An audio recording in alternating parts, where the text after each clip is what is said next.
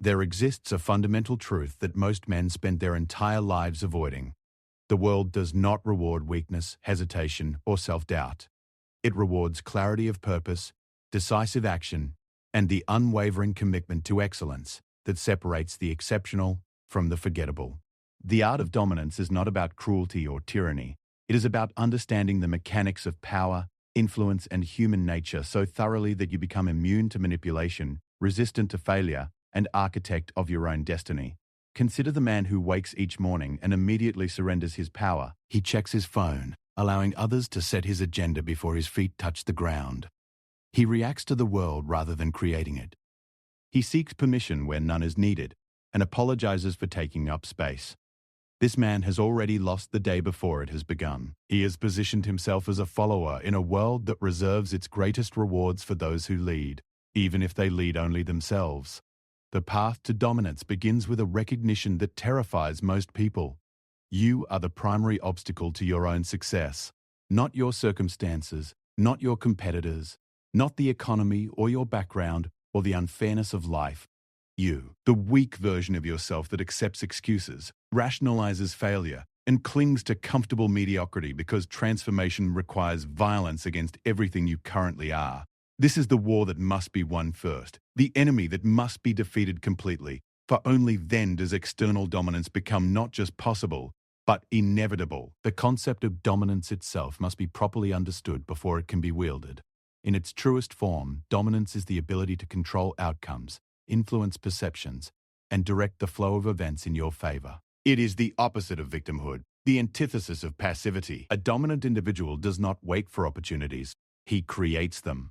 He does not hope for favorable conditions, he builds them. He does not pray for enemies to show mercy, he makes himself too formidable to attack. This manifesto is built on a singular premise. The man who destroys his weak self can never be destroyed by others. When you eliminate your own internal vulnerabilities, your need for approval, your fear of judgment, your addiction to comfort, your tolerance for your own excuses, you become anti-fragile. Criticism cannot wound you because you have already subjected yourself to harsher criticism. Failure cannot break you because you have already broken yourself and rebuilt something stronger.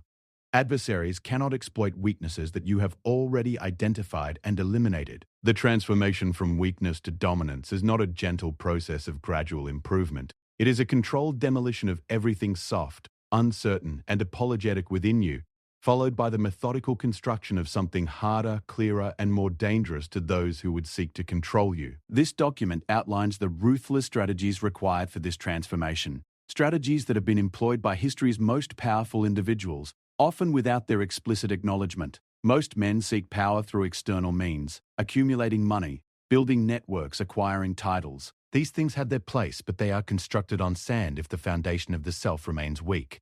True dominance flows from the inside out. It begins with the conquest of your own mind, the discipline of your own body, and the ruthless management of your own time and attention.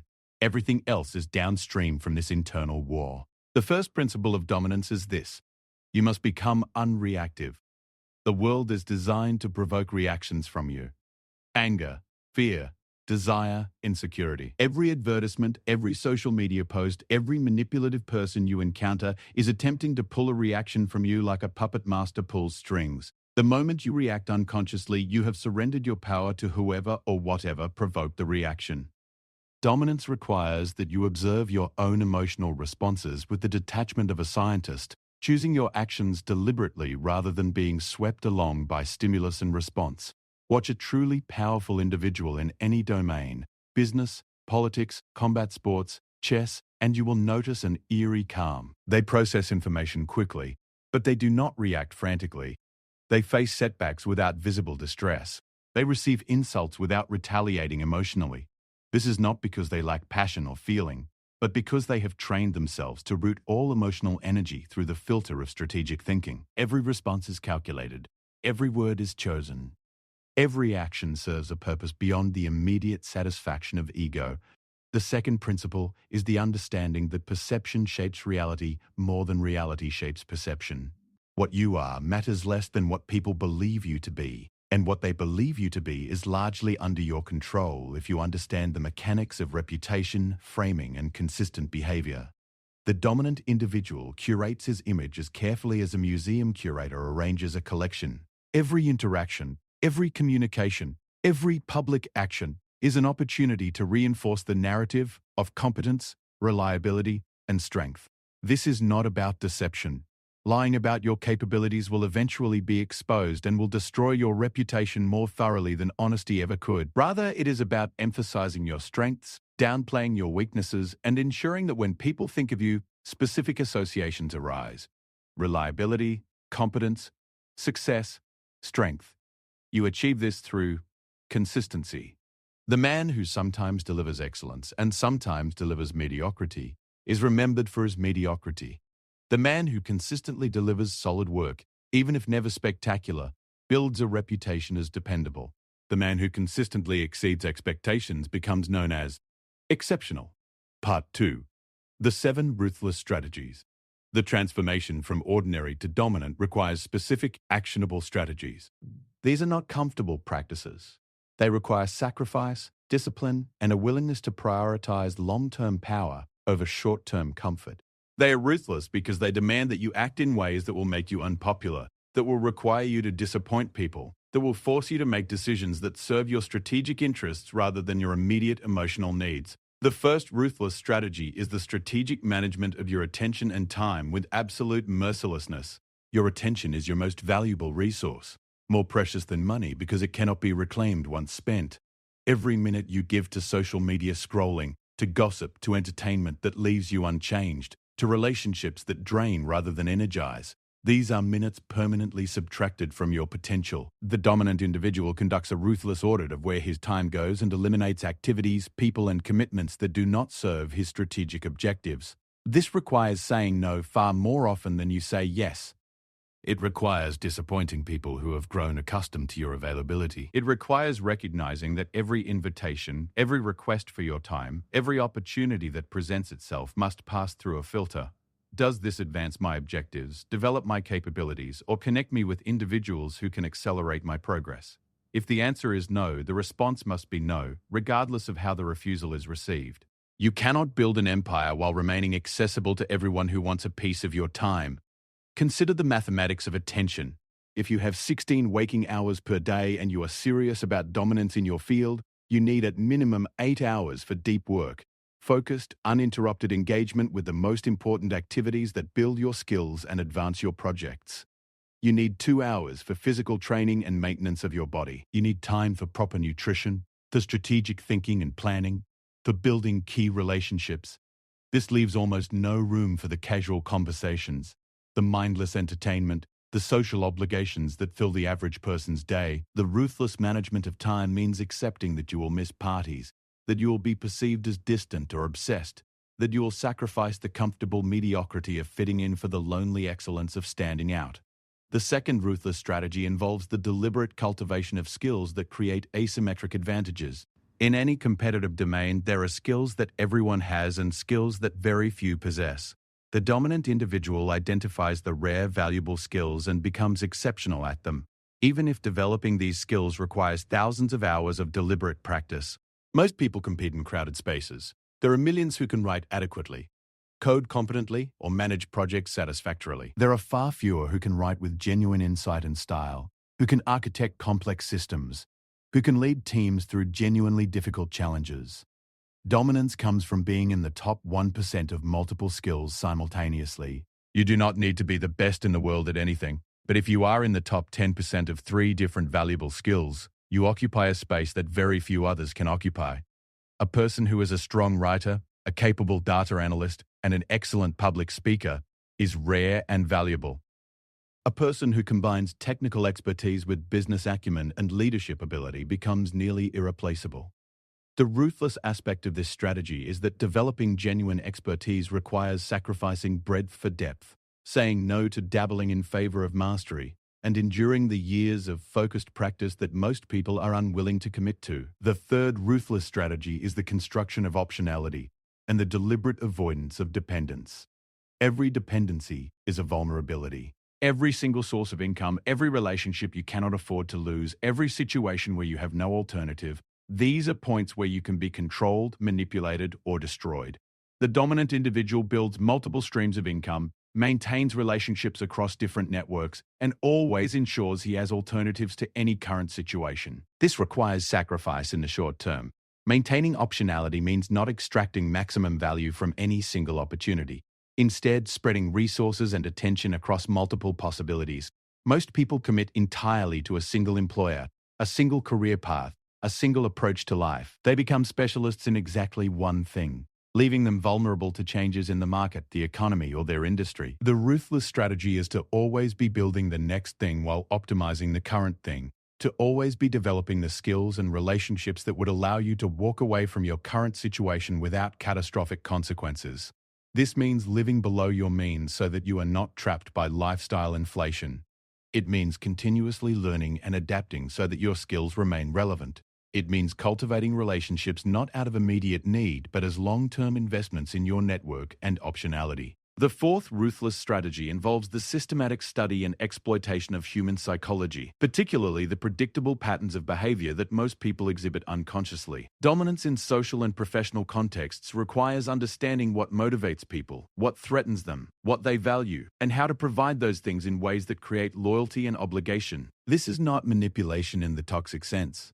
It is the recognition that influence is a skill that can be learned and practiced. People are driven by a limited set of core motivations: the desire for status, the need for security, the fear of missing out, the craving for validation, the pursuit of pleasure, the avoidance of pain. When you understand which of these motivations drives a particular individual, you can frame your requests, your offers, and your interactions in ways that align with what they want. The person who desires status can be influenced through public recognition. The person who craves security can be influenced through guarantees and stability. The person who fears missing out can be influenced through scarcity and exclusivity. The ruthless element here is the willingness to see people clearly rather than as you wish they were. Most individuals operate with a naive view of human nature, believing that everyone is fundamentally good, rational, and fair. The dominant individual recognizes that people are complex, often irrational, frequently self-interested, and sometimes actively malicious. This clarity allows you to protect yourself, to identify who can be trusted and who must be managed, to understand when someone's professed motivations differ from their actual motivations. You must study body language, tonality, patterns of behavior over time. You must become a student of what people do rather than what they say, because behavior reveals truth where words often obscure it. The fifth ruthless strategy is the deliberate construction of personal brand and reputation through consistent action and strategic positioning. In a world of unlimited information and short attention spans, you are what you are known for. If you are known for nothing, you are invisible. If you are known for the wrong things, you are worse than invisible. You are handicapped by negative associations.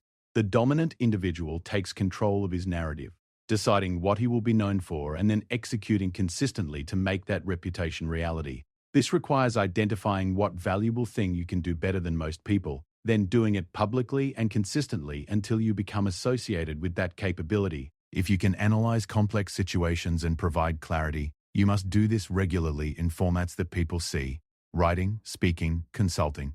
If you can build things, you must build visibly, documenting your process and sharing your results. If you can solve specific problems, you must become the go-to person for those problems by solving them repeatedly and making sure the solutions are attributed to you.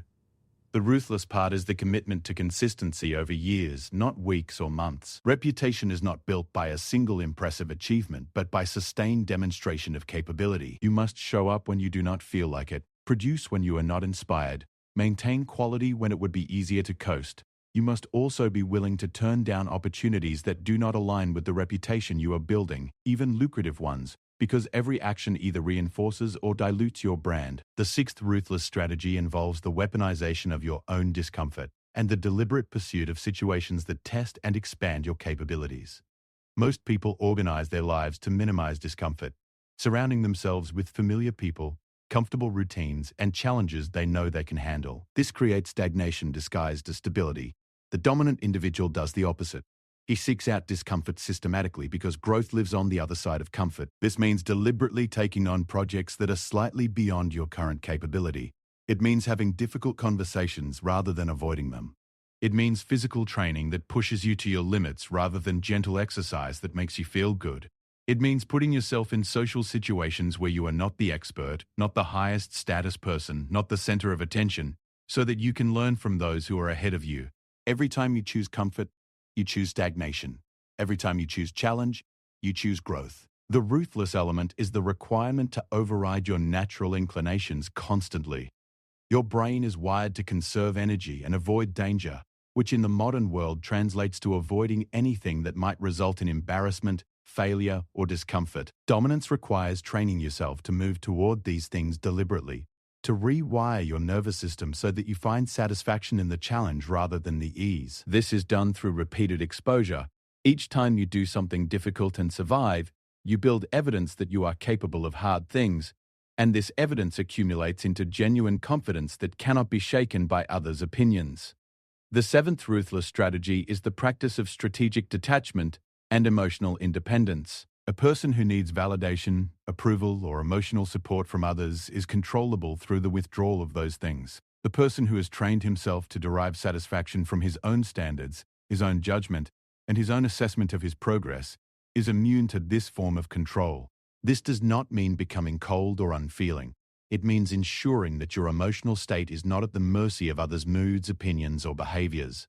This is perhaps the most difficult strategy because humans are social creatures wired for connection and approval. The need to belong, to be liked, to be validated by the group is written into your DNA. Overriding this requires conscious effort and practice. You must learn to sit with the discomfort of others' disapproval without immediately moving to fix it. You must develop the capacity to make decisions that you know will be unpopular and stand by them without needing to justify yourself. You must build an internal scorecard of what matters rather than constantly checking external metrics of success. The practice involves small exercises that build this capacity over time. Express an unpopular opinion and resist the urge to walk it back when challenged. Make a decision based on your own judgment and stick with it even when others question it. Spend time alone without seeking connection or entertainment, learning to be comfortable in your own company. Gradually, you build a fortress of self-validation that external criticism cannot penetrate. Not because you are arrogant, but because you have done the work to know yourself, trust your judgment, and base your self-worth on your own standards, rather than others' reactions. These 7 strategies are ruthless because they require you to act against your conditioning, your comfort, and often your immediate self-interest. They require you to make choices that will make you unpopular, that will separate you from the herd, that will mark you as different in ways that some will find threatening. But dominance is not achieved by following the path that everyone else walks. It is achieved by having the clarity to see what actually works, the courage to implement it regardless of social consequences, and the discipline to maintain these practices even when results are not immediately visible. Part 3. The destruction and rebirth of the self. The ultimate form of dominance is not power over others but complete sovereignty over yourself. And this sovereignty is only achieved through the systematic destruction of everything weak, uncertain, and compromising within your own character. The man who destroys his weak self can never be destroyed by others because he has already done to himself what his worst enemy might dream of doing to him. He has confronted his deepest fears, acknowledged his most embarrassing weaknesses, and ruthlessly eliminated the habits, beliefs, and patterns that keep him small. This process of self-destruction is not metaphorical. It is a literal dismantling of the identity you have constructed throughout your life, most of which was not chosen consciously but rather absorbed from parents, peers, culture, and circumstance. You are walking around with beliefs about yourself that you never examined, beliefs about what you're capable of, what you deserve, what is possible for someone like you. Most of these beliefs are limiting fictions, comfortable stories you tell yourself to justify why you have not achieved more, risked more, become more. The destruction begins with brutal honesty. You must conduct an inventory of yourself with the detachment of an outside observer, cataloging your actual behaviors rather than your intended behaviors. How do you actually spend your time? What do you actually do when faced with difficulty? What patterns repeat in your relationships, your career, your health? Most people, when they conduct this inventory honestly, discover a massive gap between who they think they are and who they actually are. They believe they are disciplined, but their behavior reveals constant surrender to impulse. They believe they are confident, but their actions reveal constant seeking of permission and validation. This gap is uncomfortable to acknowledge, which is why most people never do it. They live in a fog of self-deception, telling themselves stories that protect their ego while their actual life remains mediocre. The dominant individual has the courage to see himself clearly, to write down the unflattering truth, to acknowledge every excuse, every rationalization, every way he has betrayed his own potential. This is the first violence of self-destruction, the violence of truth. Once you see clearly what you actually are, you must make a decision. Which parts of this person do you keep, and which parts must die? Not everything about you is weak or problematic. You likely have genuine strengths, real capabilities, authentic virtues. These are identified and reinforced. But you also have patterns that must be eliminated completely. Perhaps you are conflict avoidant, always choosing peace over truth, always accommodating rather than standing your ground. This pattern must die.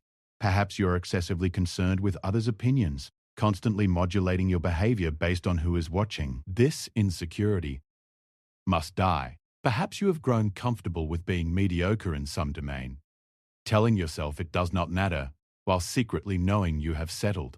This acceptance of mediocrity must die. The death of these patterns is not achieved through wanting them gone or understanding intellectually that they limit you. It is achieved through creating conditions that make the old patterns impossible to maintain. If you are conflict avoidant, you must force yourself into situations that require you to stand your ground or fail completely. If you are overly concerned with others' opinions, you must deliberately take positions you know will be unpopular and maintain them without justification. If you have accepted mediocrity, you must commit publicly to a standard of excellence that would embarrass you to fall short of. This is the second violence of self-destruction. The violence of forcing yourself into situations where the old you cannot survive. You are deliberately creating pressure that will crush your weak patterns, not eventually, but immediately. Most personal development focuses on gentle, gradual change. This is appropriate for minor adjustments, but for fundamental transformation, for the destruction of deeply rooted patterns, you need cataclysmic pressure. You need to burn the ships, cut off the retreat, make the old way of being impossible. Consider the man who has been overweight for years, who has tried countless diets and exercise programs, always falling back into old patterns. Gradual change has not worked because his identity as someone who is out of shape is stronger than his desire to change. The destruction of this identity requires something more extreme. Perhaps committing to a public physical challenge that would be humiliating to fail. Perhaps hiring a coach expensive enough that quitting would mean significant financial loss. Perhaps documenting the entire process publicly so that retreat would mean public failure. The old identity must be made untenable, burned to the ground so that the only path forward is the creation of something new. The space between the destruction of the old self and the establishment of the new self is the most dangerous phase of transformation. You have dismantled your old identity, your old patterns, your old comfortable certainties, but you have not yet built something solid to replace them. This is the void, the chaos, the period where you feel like you are nobody, where your old self-image is gone but your new one has not yet solidified. Most people who attempt transformation quit in this phase because the discomfort is unbearable. They reach for the familiar patterns, rebuild the old identity, return to the comfortable mediocrity they know. The dominant individual understands that this void is not a bug, but a feature of genuine transformation. You must be willing to exist in uncertainty, to be undefined, to not know who you are for a period of time.